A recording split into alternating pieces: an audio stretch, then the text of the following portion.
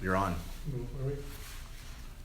Hey, good evening. It's Garrett Graves, and it is Wednesday, right? Yes. It's Wednesday evening.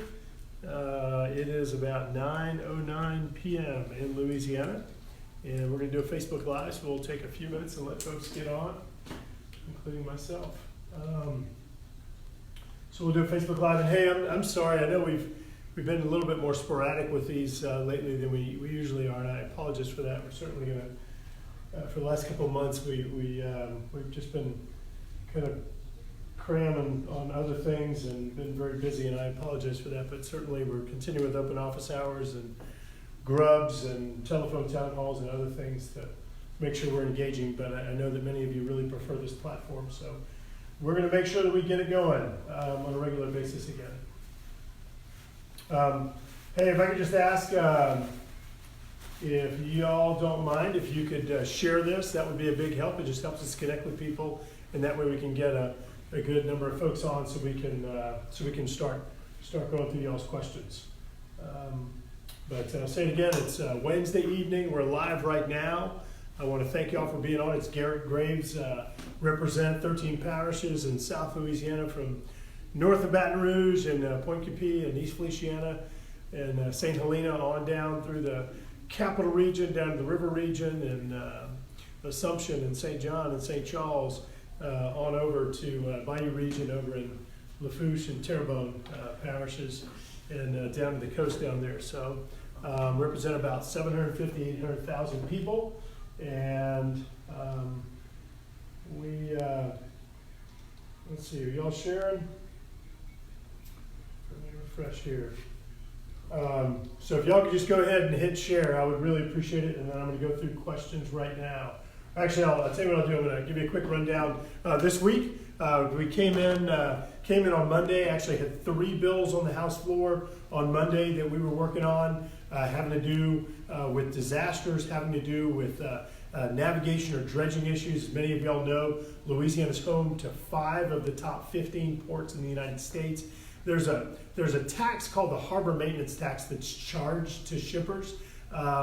But what happens, Congress, and its lack of truth in budgeting, they divert money off, and they've diverted perhaps $10 billion off to pay for other functions of government. Now, if you did that, that's called embezzling, but Congress, they apparently call it budgeting, which is ridiculous. So we've been working on a bill for a number of years. We finally got it passed. The House, and it actually locks those dollars in to make sure that those tax dollars or those charges that are charged for dredging purposes goes to dredging, and hopefully will help our Louisiana ports, the jobs, and a lot of the imports and exports out of the state. So that was really good. Had a good meeting or a conference call with the Corps of Engineers talking about some priority projects in Louisiana, in our region. Obviously, making sure that a lot of our flood protection projects stay on track as well. We had we voted on a number of bills in the Transportation Committee on Tuesday, met with a number of constituents, did a few different interviews, went and met with folks from the Dutch Embassy on some aviation issues, again, food bank and beverage association. A number of folks from Louisiana were in town. We had a oversight hearing, just a bunch of hearings and meetings. On Tuesday, had dinner with the president last night. Let's see, this morning we actually had an interesting interesting little function this morning. Check that out. You see that? That coming through? A little bit closer. Oh, closer. There you go. All right, check that out. So, met with some women's Olympic wrestlers this morning. And one of them looked like she absolutely could have taken just about anyone and pinned us like that. But there was another one who actually did special forces for the U.S. military. But it's all about promoting women's sports, Title IX sports. We met with them this morning, had a good breakfast, talking with them. And we had a long hearing today on the 737 MAX, of course, the Boeing aircraft that crashed with the Lion Air and Ethiopian Air, and had a briefing with the Secretary of Defense and the Joint Chiefs of Staff and some of the intelligence community members today on Syria and what's going on over there. We talked about al-Baghdadi and what happened with that, which gotta have a quick little victory lap for our military men and women, particularly our special operators and our intelligence community, nailing, being able to track down the creator, the founder, and the leader of ISIS, and being able to track him down and eliminate him and the threat that he poses. Of course, there's still much more work to be done, but it was really incredible hearing some of those things today and the progress on that. Had a dinner tonight with a number of folks, and we had a hearing today on climate change and agriculture and the role it plays, and had a dinner tonight among other things, talking about our energy future in Louisiana and around the globe. So great busy week this week. But now we got a bunch of people on, so let me go ahead and run through y'all's questions. All right, Cedric says hoorah, and I assume, Cedric, that you were talking about our military men and women, our special operators, and our intelligence community, and certainly that was an amazing effort. You know, something that real quick, so those folks flew an incredibly long distance. There were somewhere between 60 and 100 different folks that were actively involved. There were hundreds more that were involved indirectly in support missions, and they neutralized a number of people all over, including on the route. They neutralized folks, but we did not have a single serious injury. We didn't lose any folks, and so really just goes to show how important the training, the equipment, and most importantly, just how incredible our service members are. That was a huge deal. So really excited about that. So all right. So Cindy's on. Good evening. Cindy's on. Good evening. Roxanne. Good evening to you. Dale. Great job, and please support our president. Yeah, I mentioned Dale. I had dinner with him last night. We covered a number of topics. It was interesting. Charlene, thank you for being on. Hello. Keith, hello to you. That's cute, Keith. Derek, I don't even have to read it, Derek. I know what you're going to ask, but I'm going to read it anyway. I'd love to hear any updates on 120%, and you're talking about the area median income. Also have two questions. What's the deal with HUD or Restore? Explain why people with 200% AMI receive multiple checks just because they did not take an SBA loan, and what's in the pipeline to get the rest of this money out. So Derek is talking about duplication of benefits. That is the issue that affected those of you that were impacted by the August 2016 flood. If folks took a loan from the Small Business Administration to help rebuild your home, you later on tried to get a grant from the Restore Louisiana program, you were told you were ineligible. And so what Derek is talking about is that we changed the law to fix this, and the federal agency involved, the Department of Housing and Urban Development, came back and butchered the law and the interpretation. And they have invented, and I'm going to say that again, they have invented an income threshold, and they're basically saying that anyone who has an income level that effectively is 120% or more of the average area income, they are potentially ineligible. Well, number one, that's not what the law says. Number two, the money has been in the bank now for 3 years. You have people with need. It makes 0 cents to make those people ineligible or to make them go through this hardship process. So the good news is that the law's been changed. Good news is that the money's in the bank. Good news is that a number of different categories of people have been paid. Millions and millions of dollars in checks have been issued, and millions more are going to be issued. But there still is this problem that people that are over that average income of 120% or more are not receiving it. Now, what Derek's talking about is that people who did not apply for a loan through the SBA, there was no income threshold, which means you could have made 500% of the average income for the area, and you still would have received assistance from Restore Louisiana. So they are discriminating. Derek and you and I have discussed this. They are discriminating. I think it's illegal, and we're continuing to fight the agency.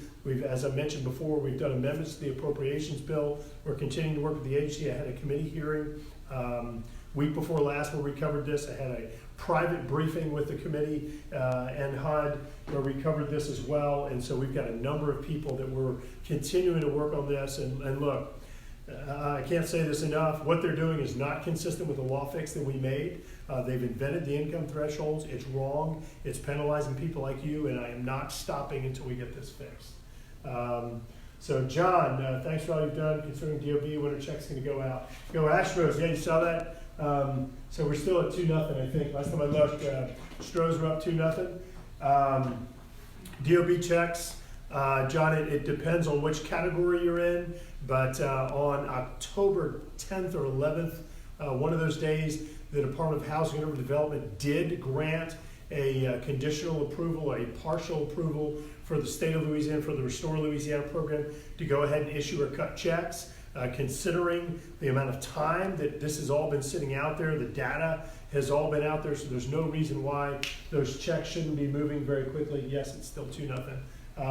And so, John, it depends on which category you're in. If you want to give our office a call at this phone number right here, which is 225-442-1731. We're happy to check in with Restore and see if we can give you an update on when the best estimate for your check, your situation is coming. Beverly, the Astros are on, no doubt. I know I got the TV on right here. I'm gonna be a little bit distracted as I watch this game. Pretty amazing that we're seeing a 3-3 series right now, but also how crazy is it that the visiting team has always won in this series? That's really incredible. But thanks for being on. Derek's tagging somebody. Ashley, have you signed on to the Disability Integration Act? Beverly, we have not, but we're going to take a look at, Ashley, we have not, but we're going to take a look at it. Kevin, can you make a note, please? Make sure we follow up. Nancy, hey, thanks for being on. Cynthia, thank you very much for sharing. I appreciate that. And I want to ask you all again, if you don't mind going down and sharing, I sure would appreciate it. Let's see. Dominic, impeach. And Derek thinks that's funny. Let's see. Nancy, how are you voting on the impeachment resolution? You know, Nancy, I actually have been going through this resolution, and I was going through and I marked it all up, and I didn't have questions on that page, but on all the other pages I marked it up and have questions that I was going through. I think that there probably are some drafting problems with this, among others.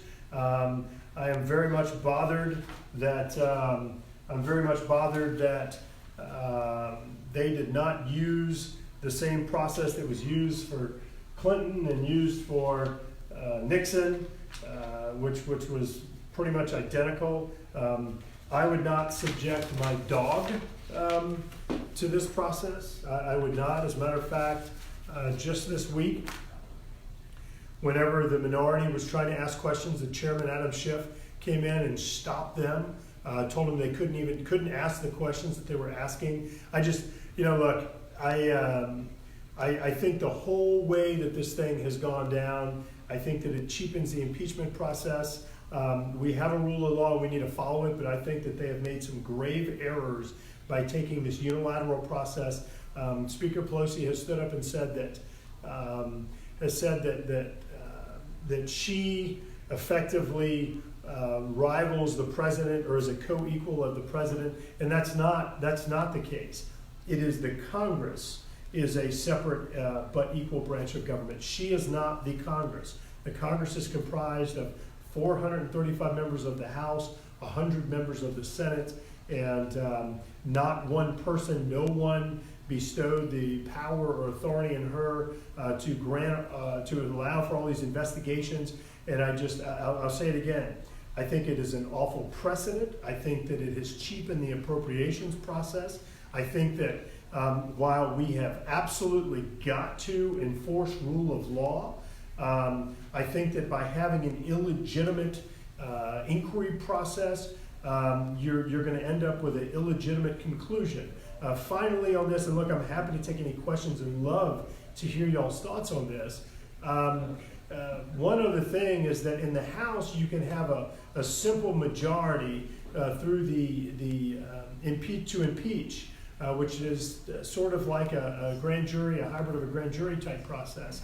But over in the Senate, you have to have a 2/3 vote. Or, it's interesting, Louisiana recently changed their jury threshold to a unanimous jury.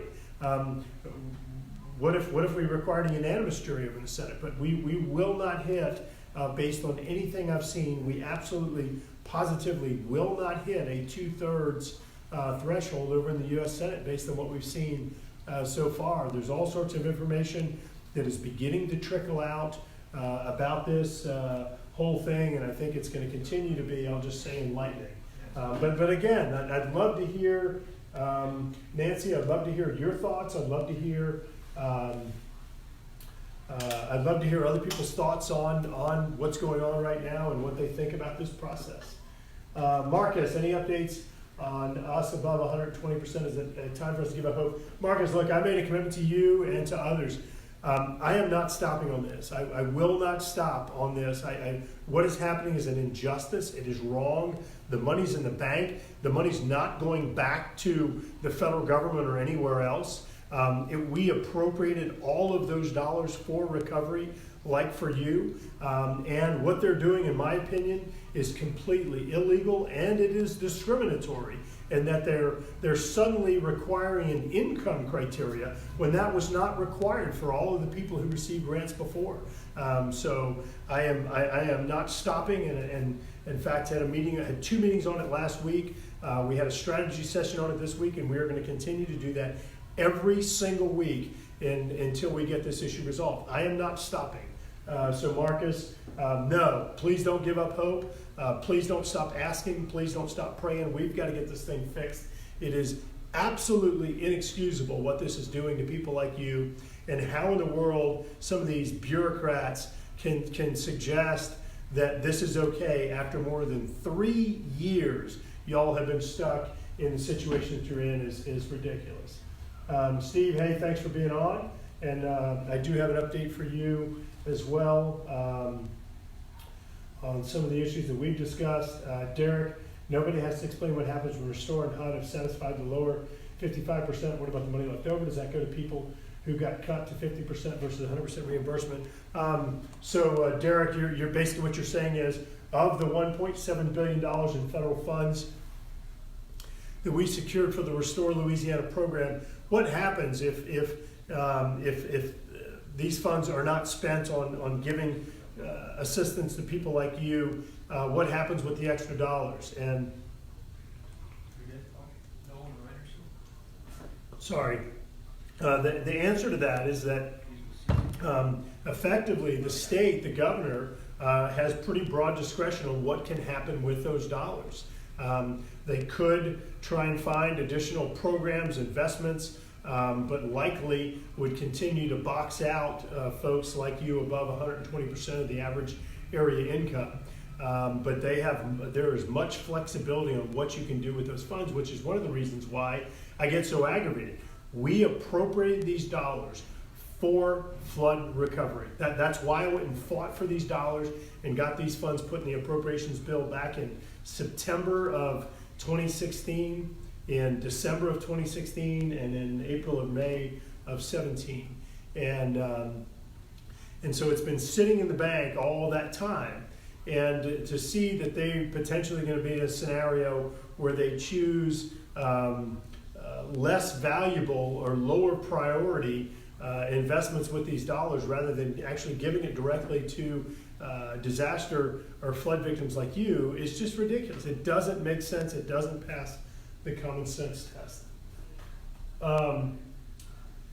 Perry, saw the post. Did they beat you up? Saw the post about wrestling. Oh, about wrestling. Oh, I'm sorry. I'm slow. I wasn't sure what you're talking about. Okay. No, they didn't. In fact, Perry, I got to tell you, we had really great conversation. What was her name? Sally Roberts. Sally Roberts. She was one of the leaders of the group, and if you all have a chance to Google her, she was just amazing. She really was. Just great motivational speaker. Talked about the impact of getting folks involved in sports, particularly getting girls and women involved in sports at a much younger age. One of them, I think it was Sally, who threw out the stat that, and I'm going to screw it up a little bit. Give me 2 points of wiggle room in my number. But I think she said that 94% of female executives played team sports growing up. Think about that for just a minute. 94% of female executives played sports growing up, which if you go back and you look, I'll bet at the number of girls that played team sports growing up, that number would really show how powerful that experience is. And my guess is, just playing a lot of sports growing up, probably the teamwork, the communication, working together with other folks, really powerful lessons learned, working toward a common goal, continuing to train and strive and getting better. Those were all really good, powerful lessons. And I know, at least when I was growing up, I loved playing sports. Wasn't always good at them, but it didn't stop me from playing and continuing to strive and work to get better. So no, I didn't get beat up. I kept my distance and didn't make any threatening moves, and they let me walk out unscathed. Amanda. Hey, Amanda, I hope you're doing well. Let's see. November Solution 3 again for those that are complete and just cut our checks. Amanda, look, you and I have talked about this, probably 10 times, and I agree with you 100%. If I were the governor, I would have cut the checks already. I'd let HUD come after me. Well, I changed the law. The law says it's legal, so what's HUD going to do? They're going to charge me with something and take me to court? Bring it. I mean, I would, if I were the governor, I would have done this a year ago or longer. I think it is so ridiculous what is happening. Look, we have different styles. I get it. I'm not beating them up, but it's not what I would have done. And I think that having several $100 million in the bank, my gosh, and these dollars were intended for people like you. Let's get the money. Let's do everything we can to get the money to people like you. Cedric already gave us his hoorah, and then he asked, what do you say about the treatment of veterans by the president? So Cedric, I'm not sure which thing you're talking about. I'm going to go two different routes here. Number one, in regard to what the president has done through the Veterans Administration, you may recall that there was an Arizona VA hospital that was shredding, burying, ignoring appointment requests and other requests from our veterans. We worked with Republicans and a number of Democrats and others on the VA Mission Act, and ultimately, we gave the White House the authority to fire, to discipline, to suspend, to demote, to furlough, to retire effectively VA employees. As a result of that act, I think we're somewhere around 1,600 to 1,700 VA employees have been disciplined, fired, demoted, suspended, furloughed, and other types of disciplinary actions. I mean, you think for just a minute the fact that no one, not a single person in the VA was disciplined after the way they treated our veterans and some of the things they did to them that resulted in adverse health impacts because they just ignored treatment and appointment requests and things like that. So I'm really excited about the progress that's been made. I think the president has executed that authority aggressively, which is what we intended, to make sure that people understand that there's going to be a culture at the VA of accountability and providing the veterans the service that they deserve. Now, if you're talking about the other thing, which was more recently where one of the folks who came and testified on the impeachment inquiry, who is a service member, I think it was the president, somebody beat up, I say beat up, basically questioned his patriotism or something along those lines. Look, I don't have much patience for that. I think that our military service members and their dependents, I think that they do sacrifice much for this country.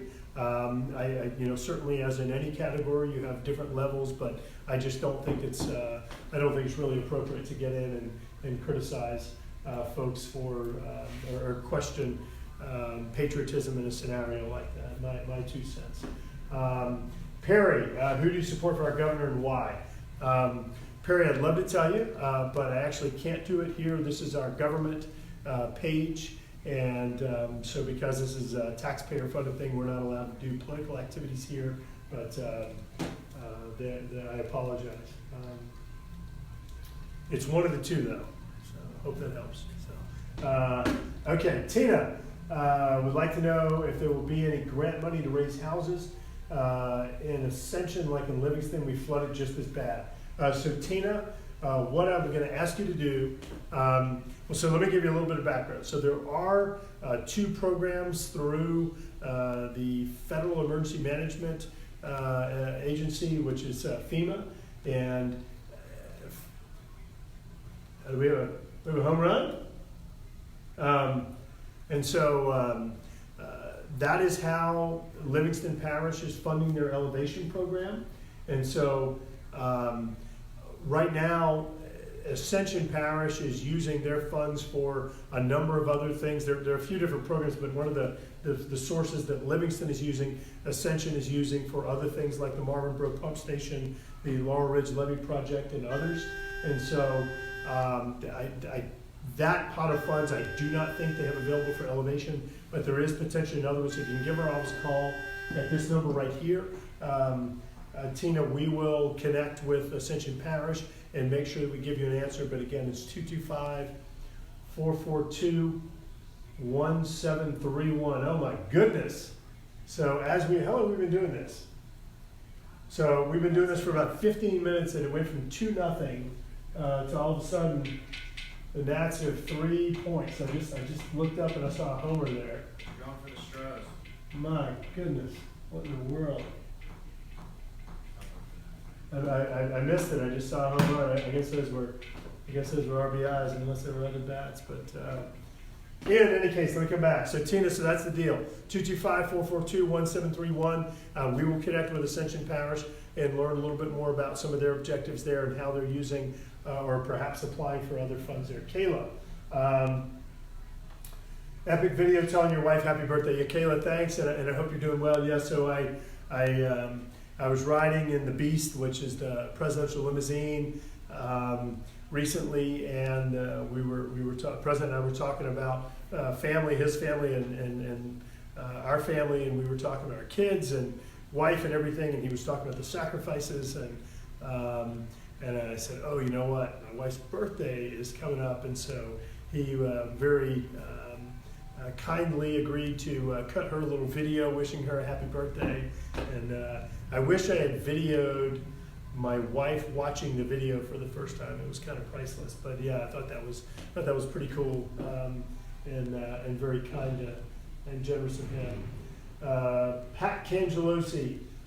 Pat says she is sick of hearing bull, and so Pat, I'm not sure if you're talking about duplication of benefits, and if that's the case, then I am very sorry, and I agree with you 100% that this is all bull. Laws been changed, money's in the bank. There should not be any disconnect whatsoever, and that's why I've committed to continuing to fight for this. I'm not stopping as hard as we fought to change the law and to have a bunch of unelected, unaccountable bureaucrats doing this to people like you.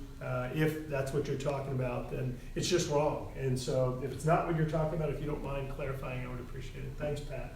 Juliet, good evening and thank you for your service. I'm still concerned about the appropriation of budget allocations, quote, managing wild horses in public lands. I'd really like you to consider information I sent you that reveals how subsidized cattle producers are, with taxpayers footing the bill for artificially low grazing fees in public lands, and the roundup of warehousing and Mustangs, and also lack of accountability for the damage done by cattle. Impartial and science-based input is ignored. Meetings are being held right now about this, and I'd like you to take a close look at the issue. And Juliet, I think you and I have talked about this, and we have had meetings with the Department of Interior and Bureau of Land Management officials on this issue, and I know that they've continued to talk about a couple things. One, continue to talk about better land management practices, and also looking at some of these lands that are not really providing an overall public purpose and divesting those, saying why in the world do we even have these lands if they're not being advancing an overall public purpose or interest. We've also talked about ensuring that taxpayers are getting full value for their assets. So continuing to have discussions on that issue. Pat just is sick, and Pat, again, I apologize. If you could just provide a little bit more clarity on what you're talking about, I would appreciate it. Kristen, DOB question, thank you for continuing to fight people who are above the 120% AMI. Do you think we'll ever get the full 100% payout like we deserve, or will 50% have to do? I'm sorry, I just went too far. Where'd you go? Okay, there we go. Kristen, hey, I am, Kristen, I'd love to be able to look at a crystal ball and tell you this is exactly what's going to happen. Honestly, I don't know. If I were making the decision, if I were the president, if I were the secretary of HUD, if I were the governor, then I would have handled this very differently than we're seeing right now.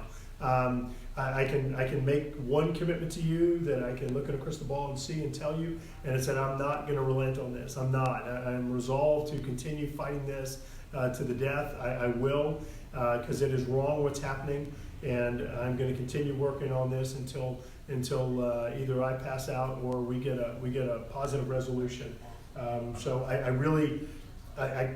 love to be able to give you a direct answer. I know that's what you want, but it's not my decision to singularly make. The Congress actually has stepped up and made its decision. It took us a lot of fighting and running over people to get it done, but we finally got that law changed after the Senate kept obstructing us. But at this point, we've either got to come in and do another law change, which I mentioned before. We did do an amendment in the appropriations bill that prohibits the SBA from collecting payments from you all if you're a duplication of benefits victim. I want to be clear that passed the House, not the Senate. But we're continuing to work on that one. I'm continuing to work on all of these other angles, just trying to put pressure for the right outcome here. Cedric is, I think that's a laughing, right?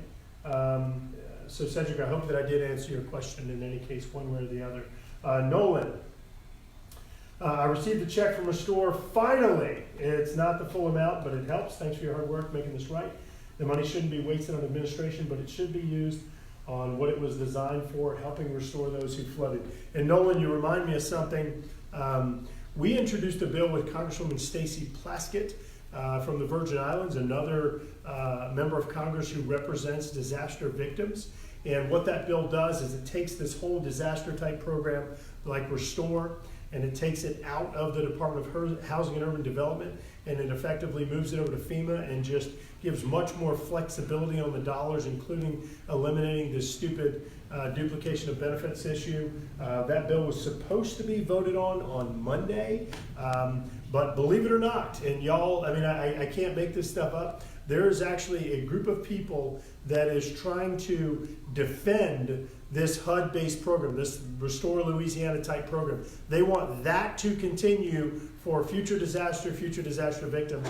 And the fascinating thing is that the people that are pushing it are people that have actually not been through disasters, which gives you an indication. The people that have been through disasters are largely on our bill. The people that have not been through disasters are on the other bill that is basically status quo, keeping the crazy program out there that's that is Restore Louisiana-like programs. Nancy, from what we know today, do you think Trump has done anything to warrant impeachment? I got to tell you, one, these transcripts, I have not been allowed to go read the transcripts. I think under the rules of the House of Representatives, I think that is inconsistent with the rules. I think that the rules clearly allow people like me to go read these transcripts. The fact that they're doing this in the House Intelligence Committee, which there is nothing so far that we're aware of that is classified. That committee is not the committee that has jurisdiction over impeachment. It's the House Judiciary Committee. Congressman Jerry Nadler of New York is the chairman. I don't know what's wrong with Chairman Nadler, what's wrong with Jerry Nadler, and why he's not leading this impeachment inquiry. That doesn't make sense. It's unprecedented to have someone like Adam Schiff, the chairman of the Intelligence Committee that's been trying to impeach the president from the beginning, to run something like this. I have not seen the smoking gun. I'm going to keep an open mind and continue looking at things that come up, but I'm going to say it again. It's difficult for me to do that if they're prohibiting members of Congress from reading transcripts, yet they're going to ask us to vote on this resolution tomorrow. And among the things in here, and just among the questions that I have, I mean, it's either I don't understand it, or it's really poor drafting. So here you go on page 3, subsection 3. One of the things that it says that, well, I'll read the whole section. It says, to allow for the full evaluation of minority witness requests, which means Republican witness requests, the ranking minority member, the ranking Republican, may submit to the chair. So this would be Congressman Devin Nunes submitting to Chairman Adam Schiff, in writing, any request for witness testimony relevant to the investigation described in the first section of this resolution within 72 hours after notice is given for the first hearing. Now, so let's think through this for a minute. This is effectively blessing a process that has already started and has been underway for 30, 40 days.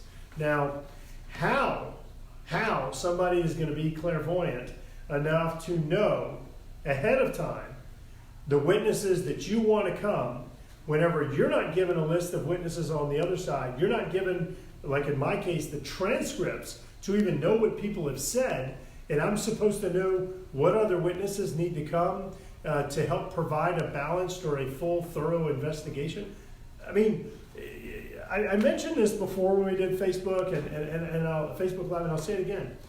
Think for just a minute if your son, your daughter, your grandson, your granddaughter was charged with something or some serious allegation was made against them. And think if the investigator in this case publicly said months before this charge came up that they didn't like your son, didn't like your daughter, granddaughter, grandson, thought they should be imprisoned or thought they were guilty or bad person or whatever. Now, first, that would be an impartial investigation. It would be an impartial investigation. Number 2, think about if there was a trial and you were not allowed, or your son, daughter, grandson, granddaughter were not allowed to actually put up witnesses. In some cases, not allowed to even question the witnesses that were put up. This whole thing, as I said before, it cheapens the impeachment process. If to use a process like this that is so prejudiced, so biased, unprecedented, not the one that was used for President Clinton, not the one that was used for President Nixon, that I would support either of those, just use those. I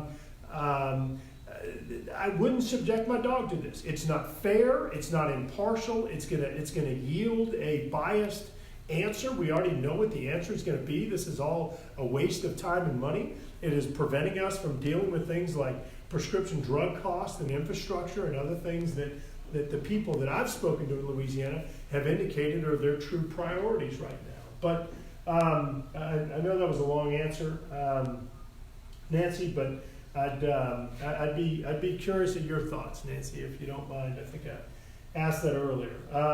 Cedric, Congress's checks and balances for the president. Absolutely. And Cedric, you're right. And the Congress collectively, we are checks and balances for a co-equal branch of government. You have the judiciary, the executive, and the legislative, or the Congress.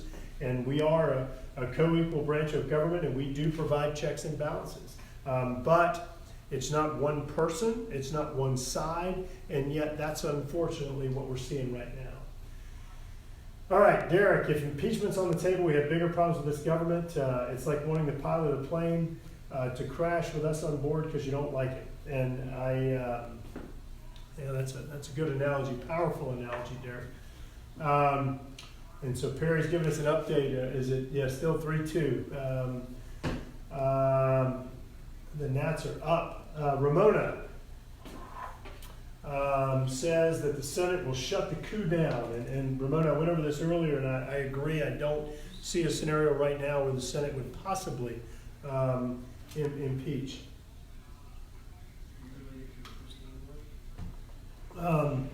Cedric, I just consider the inquiry as an investigation, not unlike what Republicans did with the Benghazi situation. Cedric, certainly the different committees do have investigatory authority, and that's one thing, but this is, I don't know that I would necessarily compare the two. This this is impeaching the President of the United States, and pretty serious situation here. And you do have investigations that happen in committees all the time. I'm not aware of a scenario where a committee was having an investigation and prevented one side or the other from asking a witness questions. I'm not aware of hearings where the minority side was not allowed to bring witnesses to the table. As a matter of fact, under all the committee rules that I've ever read, both sides are allowed to bring witnesses or invite witnesses to hearings and things like that. So I do think that this is a little different. But my perspective based on what I've seen up here. Juliet. After the 2016 flood, I was turned down from an SBA loan and denied any assistance for repairing my home because it fell within the floodway. I've been in my home for 40 years. I have livestock and need my pasture lands, and my place really cannot be replaced. I had insurance, but had such losses, tractors, mowers. I'm a single mom struggling mightily, still don't have ceilings or doors. Why can't I get help from Restore? I was told the buyout is my only option, and I'm not selling. Juliet, I actually was dealing with a similar situation, or a constituent had a similar situation just last week, and I did ask Jay Darden, who runs the state agency that has jurisdiction over the Restore Louisiana program, to take a look at that situation, because it's a little different than yours, but similar, that there's a floodway and a home in a floodway, and they were effectively told that buyout was their only option. I've asked them to take a look at that. It sounds like you have a similar situation. Look, the money that the Restore program has is, like I said, it's several $100 million left, and I do think that options like providing other options to people like you should be on the table. And so we certainly will continue working with them to see if we can help provide more of a programmatic type solution for folks like you. Hey, Paul? Yes, sir. Can you hear what I'm talking about? About the letter you sent to Darden last week? Yeah, you remember that one? There's Juliet Dotry has a similar scenario, a little bit different than that one. You remember that one had a special case, but a little bit different. But she's in a floodway and being told the buyout's her only option. Let's make sure that we work with those folks, with OCD and Pat and those guys, to see if we can figure out some type of programmatic solution for folks that are in this deal other than a buyout, and see if we can help to provide some type of, basically give them the money for the buyout, but basically, tell them that they're going to have to do something with their home themselves, or see if we can just figure out some solution like that. So, Juliet, we're gonna continue working with them on it. Alicia. DOB, why checks going to SBA, not to us, to finish fixing our home? Alicia, I believe that maximum flexibility should be provided, which means that the money should go to you, for you to decide. Are you going to pay your credit card? Are you going to rebuild your home? Go to SBA or what have you. Look at which mortgage, interest rate is highest, things along those lines. Under the amended action plan amendment, APA 12, that the state submitted, they include in there a provision that basically says that the checks are going to go to SBA or be co-written to SBA, and that was not my decision. It is not required under the law change that I did. So these aren't our decisions. Like I said, I would prefer for y'all to have maximum flexibility. This is another issue that we're continuing to push Restore, continuing to push HUD and others on as well. But I would prefer to see maximum flexibility. Derek, thanks for answering questions. You bet, and happy to do it, my friend. And I know that you're very passionate about this, and as you and I have discussed many times before, I would be too. I appreciate you pushing us and holding us accountable. That's how this process is supposed to work.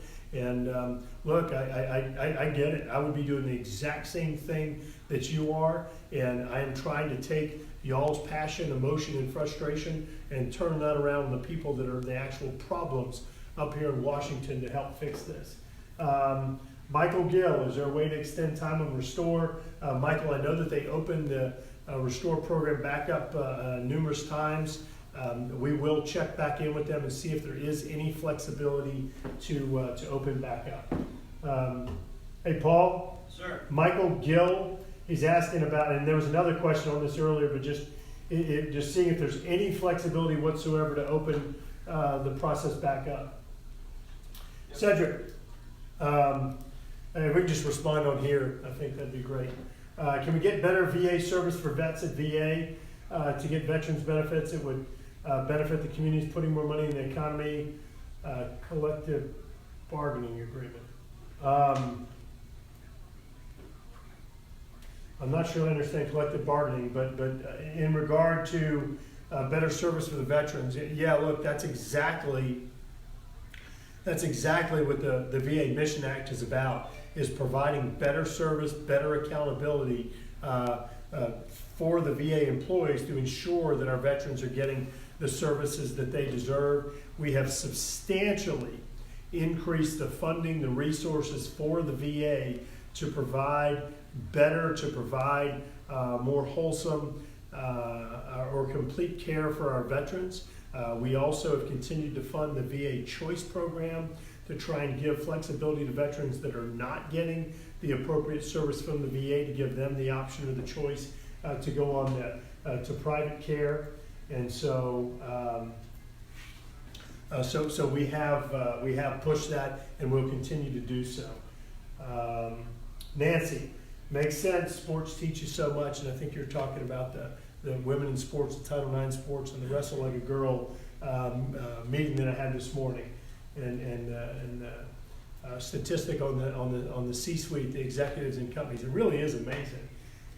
Rachel, thanks so much for all your hard work. I finally received a check from Restore, but one that I hope, but I guess better than nothing. Well, Rachel, I'm glad you did receive something, and as I've mentioned, we're going to continue to push. Look, I know y'all, I haven't been through what many of y'all have been through regarding losing everything. But as much and as hard as we fought to secure the $1.7 billion for y'all, so we could get that money to get it to you all. Again, we ended up doing this in 3 separate appropriations bills, continuing to fight, saying, no, that's not enough. And to see that over $300 million of that $1.7 billion is going to a contractor to administer this program, that's crazy to me. That's $300 million that could have gone to y'all. To see that there's still 3 years later, several $100 million sitting in the bank, when you have people like you that didn't get full payment, or people that haven't received anything, it's inexcusable. It just is. It's inexcusable, and it's infuriating that we fought as hard as we did, that y'all are in the situation that you're in, and these dots aren't connected. Nancy's said, good to hear something, things happen with our veterans. Look at that, Justin's on. How about that? Justin. Tell you, that guy, he's, huh? I was gonna pull up the picture, but I don't think I can find it fast enough. Plus, it'd kill me if I found it. Curtis Landry is asking for an update on windfall elimination. Yeah, Curtis, happy to give you an update there. Number one, as of today, I've got some great news. As you may know, we have 435 members of the House that vote on legislation, which means that to get a majority, you have to have at least 218 votes. As of today, our bill to fix windfall elimination and government pension offset has 218 co-sponsors. That's a really important milestone. That's a big deal. Really excited about that. I will tell you, if you go down on Facebook, look at our page, we actually offered an amendment the other day, and I'm going to start doing this more often just to bring attention to this issue, and also to try and fix it. But we offered an amendment when they were trying to create a new federal revenue stream. I said, okay, create the revenue stream, but use that money to pay people like you who were police officers, firefighters, teachers, and other public servants, or the spouse of one of those that had your retirement or Social Security benefits cut because of your public service or your spouse's public service. That's crazy, and we did that amendment the other day and had obviously over half the people, because the amendment went down, it failed, but over half the people voted no, and I think it's wrong. I think we need to hold those people accountable, but the good news is that the bill does have 218 co-sponsors. Of course, that bill number is HR 141, and we're going to continue. We're not stopping at 218. We're going to continue working to run those numbers up. Michael Hawkins, update on Comey diversion. And I'll answer your second part in just a second. Comey diversion. So the big holdup or bottleneck on that project, y'all remember the Comey diversion project is the flood protection project for East Baton Rouge, Livingston, and Ascension parishes. We secured nearly $400 million in funding for that project to move forward. So it is currently fully funded. There's no more money required of the state or city or parishes or anything. Project's moving forward. It's under construction. The biggest bottleneck that we had that delayed the project for a few months was there was a railroad negotiation that went off the rails. How about that pun? And it delayed this project for a few months. The good news is that that is on track now. And all that has basically been negotiated. Now both the railroad bridge and the Highway 61 bridge are going to be effectively integrated into one project. The solicitation is out right now on that, so that's moving forward. The project is still on track to be completed by probably early 2021, I think is the latest estimate. They're moving forward with a clearing and grubbing contract that should be, I believe it's going to be actually in implementation at the end of this year. They're continuing to do utility relocations right now. They're continuing to do other clearing and grubbing work. So look, this thing's, it's on track. I think we got the biggest bottleneck, or since the funding, the other big bottleneck, which was the railroad issue, I think we've got that one addressed. The Corps of Engineers, the state, the railroad, our office, all of us were involved and eventually got that worked out. So I think things are moving forward. Again, I believe the latest estimate is first quarter of 2021. You said good save on the governor's race, and I got to tell you, it really is our rule. We're not allowed to do political activities in this. This is a taxpayer-funded office and taxpayer-funded resources here, taxpayer-funded markers, and so we're not allowed to do political activities here. But so there's the deal. Let's see, Becky. Will you be in DC November 14th to 17th doing any tours? Yes, I will.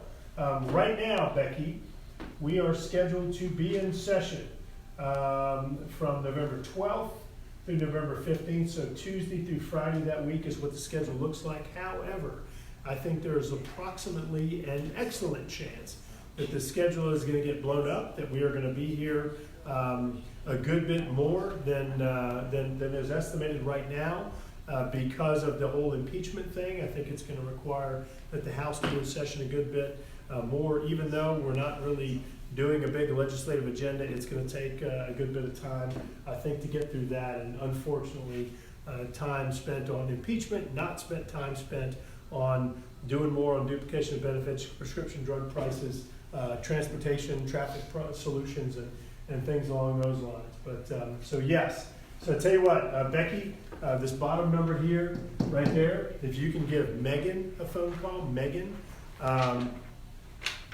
if you can give Megan a phone call at this number here, then and just tell her that you want to come do a tour.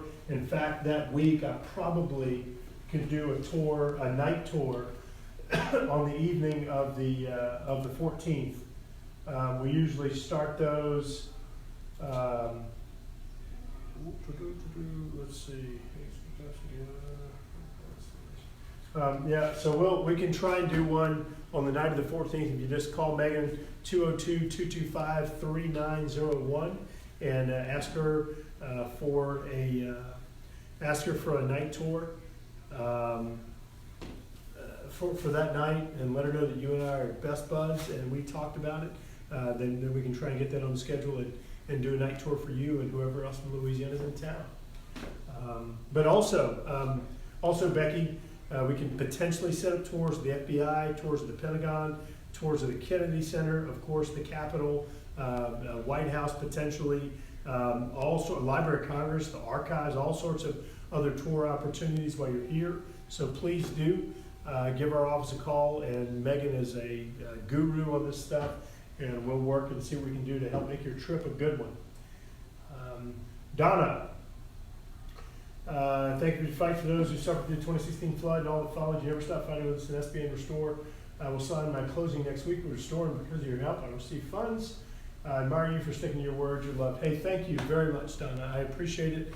And I do want to say the fact that we are more than 3 years later and you're just posting that, I mean, it just goes to show, like, this really is unacceptable that our own federal government that's supposed to be working for us and representing us, it's taking them 3 years to get you to this situation. I think that is so awful. And so just in recent weeks when we were having discussions about whether we would move forward on our bill that I'm working on with Congresswoman Plaskett, that would take this program and move it over and make it simpler and get the money out the door and get the money to people like you, or we would do a bill that would keep things the same. To hear these people say, "Oh no, we need to keep it the same," I mean, it's so frustrating sometimes to be here and to have people advocating for things that they clearly don't know what they're talking about, like in this example. So I'm sorry it has taken this long, but it is really great to hear that you're finally crossing the finish line and getting resolution. Alicia, hey, great to see you a few weeks ago. It was good to see you, and I appreciate Garrett giving me a hair chopping, and you were looking sharp. So good to see you as well. I hope that all is well. In fact, if I remember right, I think you asked when we were going to do one of these again. Perry, tell us about Boudreaux from Thibodeau visit. Yeah, that was a true story. So we had the Boudreaux here from Thibodeau this week, and of course there were many jokes that were made there about Boudreaux and Thibodeau. Great family, great folks, and certainly appreciate them coming by the office. And I want to remind all of y'all, we do have an office here in Washington, D.C., and if any of you are traveling in this area and you need help or you want to come by the office, I ran through a bunch of the tours that we can potentially help set up, but give us a call or email us as early as you can before your trip. Months and months ahead is great. It gives us, or it gives you more options. It gives us the ability to potentially set up more tours for you.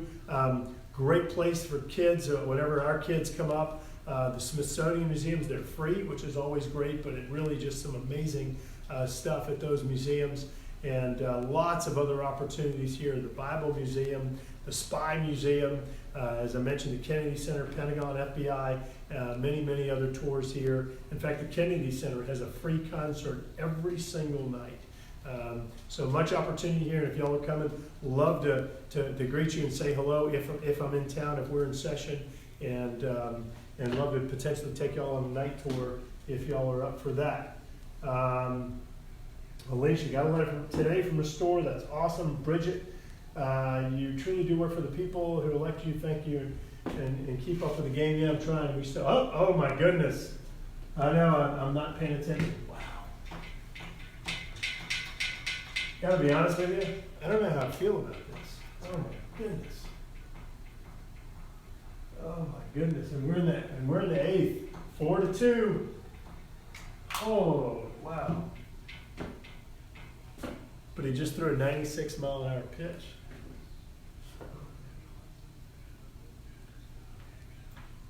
I could do somewhere around there, like The same score as the other. 26 miles an hour, maybe. All right, let's see. Sam, step up for our president. He needs your support. Sam, thanks. I appreciate you. I appreciate you sharing your thoughts on it. And as I mentioned earlier, I had dinner with him last night, and certainly going to continue working to do what's best for our country and support him when he's right, and make sure that we just go through a fair process, but more importantly, just to focus on priorities. James, thank you for attending and speaking to the dedication and blessing of the Nation Conservancy Chaplain Conservation Center, rainy weather and all, TNC, neighborhood parish, Bayou Sorrel community. I appreciate it very much. You know, James, I got to tell you, it's one of my favorite things to do. One, just getting out to, to kind of some of these more remote areas of Louisiana. We have such a beautiful state. Number two, just hanging out with real people is really amazing. And I'll tell you, being up here where you have an unrealistic scenario, where you have this bubble, it certainly is great just to kind of get back home and detoxify for a little while. And so I'll come back down anytime y'all will have us. I love being out there, and the rain didn't bother me a bit. In fact, gosh, I'm trying to remember, we had a number of coworkers there. I think, who else do we have there? I think, let's see, Dustin was there, David was there, Paul was there. We had a number of people from our team that were out there. That was great. Victoria, why isn't there an option for the DOB to go to the homeowner first? Just got an SBA, just got a letter saying everything's going to SBA. It doesn't help us finish the house. Yeah, Victoria, I covered this earlier. It's not what the law says. It's not my preference. This is a decision that was made between HUD and the Restore Louisiana program, it looks like. As we continue to work to fix the 120% AMI, the people that are above that 120% income threshold, we're continuing to work on this one as well. I'll say it again, not my preference. I would prefer maximum flexibility of the funding. Nancy, thank you for answering my questions. You bet, Nancy. Thanks for being on. George Bonfanny, here comes Bregman. Yeah, I'll tell you what, Alex Bregman he's a heck of a hitter, but George, as important. I know Bregman, LSU, what kind of bat does he swing? Hold on, wait right there, don't go anywhere.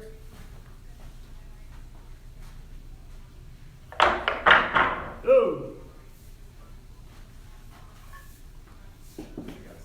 Look at that, right there in Baton Rouge.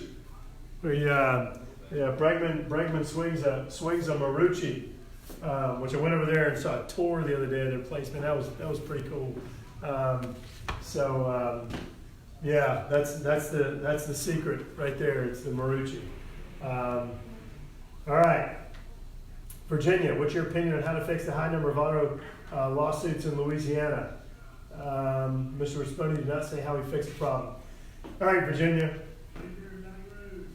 I've talked about this a good bit. Louisiana has had for several years first, second, or third highest auto insurance rates in the country. It affects every single one of us. I mean, it effectively is like a tax. It reduces our income. It is a disincentive, or it chases businesses away, economic development investments and projects away. It is not good for our state. But I would love to tell you exactly what the problem is, and that we've got to do X, and that's the solution. I honestly, I've heard all the allegations. It's the jury thresholds and trial lawyers and all these other things. Figuring out what the problem is, I've heard people say that it's the uninsured motorist. It is not hard to figure it out. All we've got to do, very simply, you look at the states in the country that have the lowest auto insurance rates. Take the 5 states that have the lowest auto insurance rates. Look at exactly what they do. Is it jury thresholds? Look at the number of lawsuits. Look at the number of uninsured motorists. Look at how they hold people accountable for having auto insurance. Looking at the different thresholds that are required in your actual insurance coverage. Look at all those things. Figure out how to, look, this isn't rocket science. I could do this. My kids could do this. Look at the 5 states that have the lowest auto insurance rates. Figure out what it is that they do differently and we clearly do wrong. What do they do right? What do we do wrong? And we align our laws, policies, and programs to be like theirs. I'll say it again. This isn't rocket science.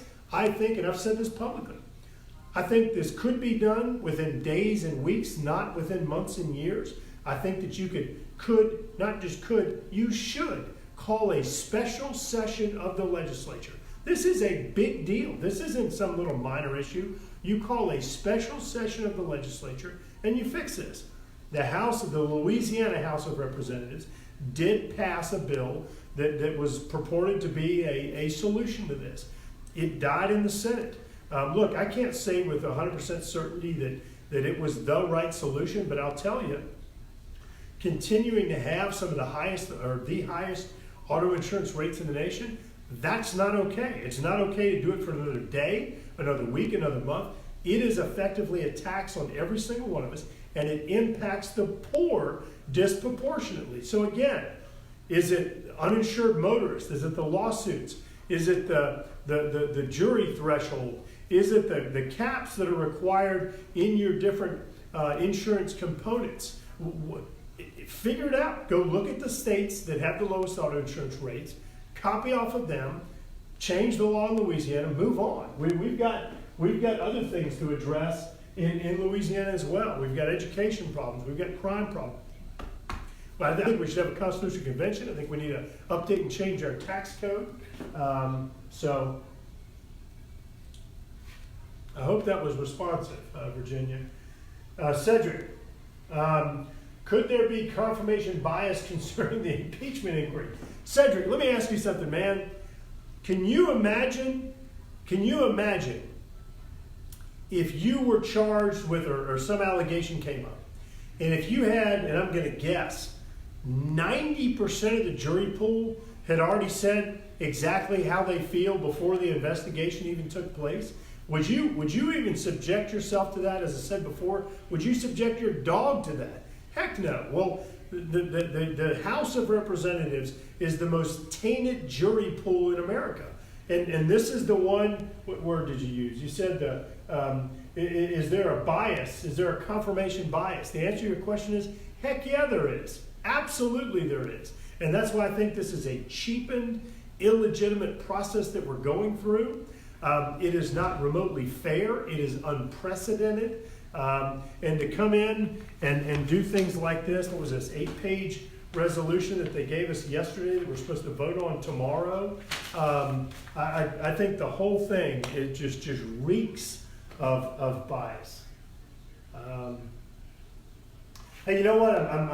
I see Murray. I see Murray. This is the first time I think you've ever been on Facebook Live and haven't asked a question on DOB. But it's 4-2. 4-2. Nats over the Stros. Are we dying? We're dying. How much you have left? It says 10%, so probably 5, All right. 10 minutes. Okay, so we're gonna have to do about 5 or 10 minutes. Looks like we're running out of juice here. But 4-2. But Murray, I want to saw your name and reminded me of something. Hey, look, something else that could happen. You all have seen that the state of Louisiana has a budget surplus right now. I think it's, what is it, Paul? $530 million. Yes, $530 million. What's that? 534. All right, you just threw in another $4 million. Thanks, Paul. $534 million projected surplus for the state of Louisiana. Something else that could potentially happen. I didn't mention this today, but this is an important point. Every single penny of Restore Louisiana funds, every single penny of them are federal funds. They're all federal funds, all $1.7 billion. So another potential solution here is that you have $534 million in surplus money. Have the state come in and put some skin in the game. Let them come in and say, okay, we're going to go ahead for some of these duplication of benefit victims that are above 120. They're going to come in and make people whole or provide assistance with some of the state funds. There is no restriction, there's nothing illegal. The state can do what they want with those funds. So that's another potential solution. And keep in mind, through the $1.7 billion in appropriations, there are several $100 million that are sitting in the bank there. And so there may be an opportunity to figure out how to do some type of grand bargain looking at those federal funds, these state funds, and effectively solving this problem. But this should have happened before now, but the Restore program is entirely funded with federal funds, And I think that $534 million in state surplus funds that are your tax dollars, our tax dollars, those could be used as part of the overall solution here. Murray, I know you didn't ask, but when I saw your name, I thought that's what you were asking, but yeah, still 4-2. All right. Let's see, Nancy, I agree with all you've said about the impeachment process. I haven't seen any hard evidence to warrant impeachment. Let's see, George, and there goes Bregman, 2 down at the bottom of the 7th. Joe Norton says 3-2 Nats, bottom of the 7th. Yeah, I think we're in the 8th now, right? Yep. Stros are up. What's that? Oh. Nancy says, definitely different than Benghazi investigations. Renee, would you share with Louisiana your thoughts on the president's withdrawal from Syria? Yeah, absolutely. Renee, and good to see you this week. I appreciate you coming over. So I've been very clear. I think that, as I said in our meeting, and as I've said in our votes on the House floor and co-sponsorships and legislation, if there's one thing that America should have learned, it is that when you create voids, if we go and withdraw from places, you create a void. It is unwise in many cases, in most cases, for us to withdraw and create a void if we don't know or support what is going to fill that void, if we continue to have an interest in the reason that we came there.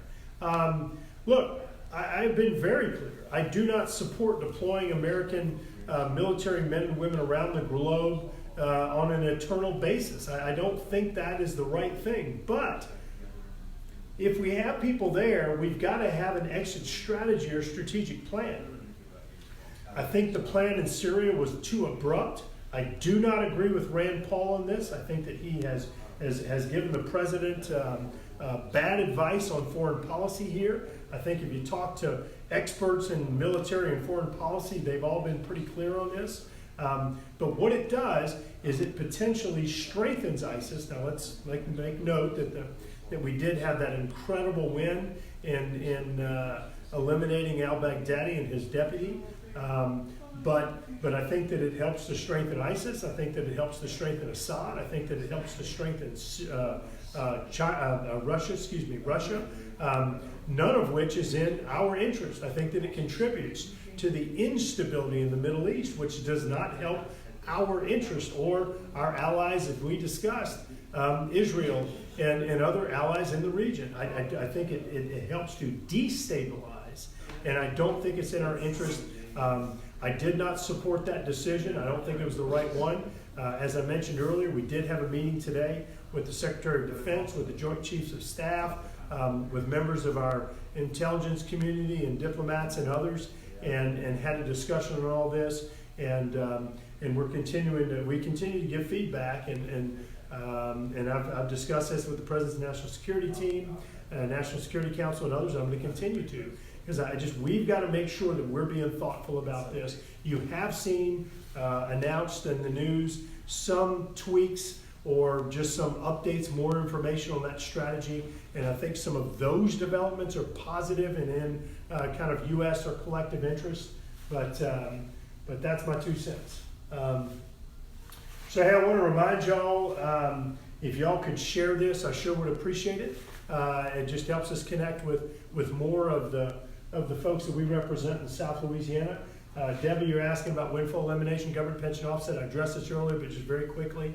As of today, we have 218 co-sponsors on the legislation to fix this, which is a magic number because that represents a majority of the House of Representatives.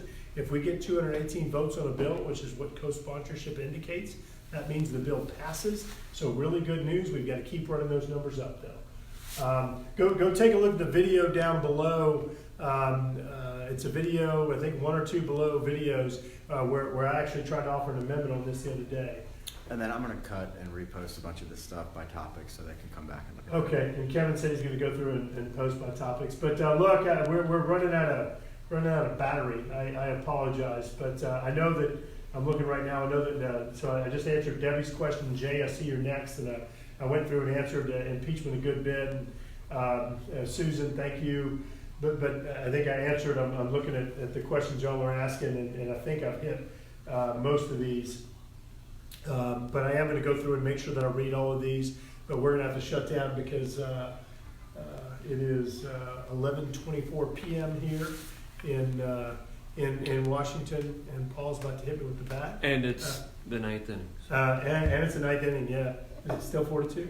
Yeah. All right. Still 4-2, but Kevin's phone's about to run out of juice. And I am going to go through and finish reading everything. I want to thank y'all very, very much. For those of you that didn't get to your questions, I do think, at least the ones I see down here so far, I think I've answered all of those previously, but I will go through and read yours. I know we owe follow-up to a few of you, and we made notes of that. We're going to make sure that we do come back and follow. But hey, thank you all very much for participating in your representative process. I really do appreciate y'all being on the phone. I know it's late at home, but really do appreciate y'all being on. I hope you have a fantastic night, and God bless.